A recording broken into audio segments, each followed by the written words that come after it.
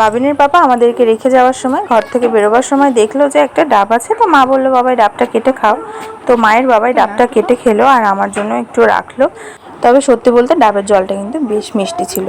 বাবিন তো তার পাপাকে ছেড়ে একটু থাকতে পারে না। বাবিন যতটা না আমাকে ভালোবাসে তার থেকে অনেক শতগুণ বেশি ওর পাপাকে ভালোবাসে, আর তেমনি ওর পাপাও।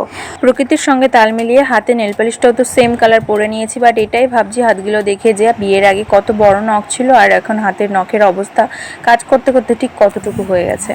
আগের দিন বৃষ্টি হয়েছিল, তাই পরের দিনের ওয়েদারটা দেখো জাস্ট ওয়াও ছিল। কি দারুণ লাগে না? একটু বৃষ্টি হলেই গাছপালাগুলো একদম সতেজ হয়ে ওঠে।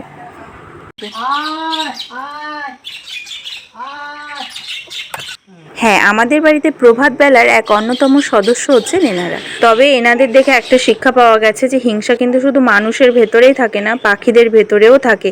আসলে এই পাখিগুলোও বুঝে গেছে জীবনের ময়দানে লড়াই করেই বাঁচতে হয়।